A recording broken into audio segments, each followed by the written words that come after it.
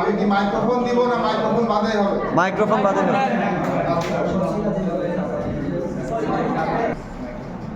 আমার প্রশ্ন হচ্ছে পারস্পরিক দায়বদ্ধতা বিভাগের মানুষ।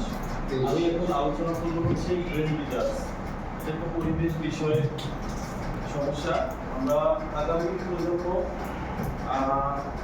যে প্রাকৃতিক যে বজ্র ব্যবস্থাপনা এগুলোকে প্রতিহত করার জন্য আমরা যেগুলো পদক্ষেপ নিতে পারি সেগুলো আমাদের সামনে উপস্থাপনা করলাম। এক নম্বর হচ্ছে গ্রামের প্লাস্টিক দূষণের সমস্যা।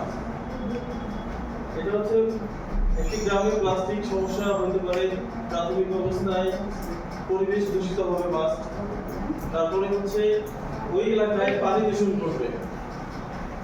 3 নম্বর হচ্ছে প্লাস্টিক পোড়ানোর সময় সৃষ্ট গ্যাস স্বাস্থ্য ঝুঁকি সৃষ্টি হবে। তারপরে বন্য প্রাণীর মৃত্যু ঘটায়। পরিশেষে মাটি দূষণ ঘটায়, যা আমাদের জন্য পরিবেশের জন্য অত্যন্ত ঝুঁকিপূর্ণ। 2 নম্বর হচ্ছে আমাদের দেওয়া হয়েছিল তারা যেভাবে গাছ লাগানোর উদ্যোগ নিল। চারারোপণের উদ্দেশ্য সবুজ সভা আয়োজন করলো আর কি প্রাথমিক অবস্থায় গ্রামে। তারপরে হচ্ছে গ্রামবাসী সবাই মিলে একটা সমিতি গঠন করলো আর কি। সমিতি গঠন করছে 120 জন 130 জন সদস্য মিলে। তারপর তারা একটা পার্টি গঠন করলো। তারপরে সরকারি বেসরকারি পতিত জমি যেগুলো পতিত আছে সেগুলোতে চারা রোপণের উদ্যোগ গ্রহণ করলো। তারপরে হচ্ছে 3 নম্বর হচ্ছে কোন সামাজিক কার্যক্রম মানুষকে যুক্ত করলো।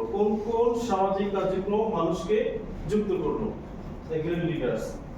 তারা প্লাস্টিক বজ্র সংগ্রহে সপ্তাহ চালু করলো, বাড়ি বাড়ি গিয়ে সপ্তাহে সপ্তাহে প্লাস্টিক গুলো আর কি।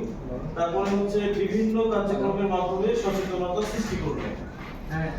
তারপরে সবুজ ক্লাব ও গ্রিন অ্যাপ কর্মসূচি চালু করবে। 4 নম্বর হচ্ছে এই কাজে কে কে নেতৃত্ব দিল, এই গাছগুলো লাগানোর জন্য কে কে নেতৃত্ব দিল?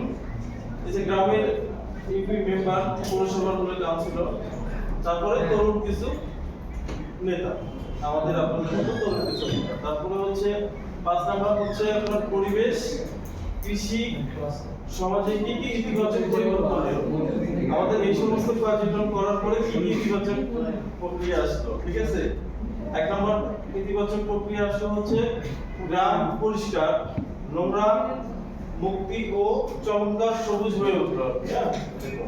তারপরে প্লাস্টিক বজ্র কমে পরিবেশের স্বাস্থ্যকর হয়। তারপর মাটির উর্বরতা বৃদ্ধি পায়। তারপর পুকুর খালের পানি দূষণ মুক্ত হয়। গ্রামের মানুষ বুঝতে পারে যে পরিবেশ রক্ষা মানেই নিজেদের ভবিষ্যৎ রক্ষা।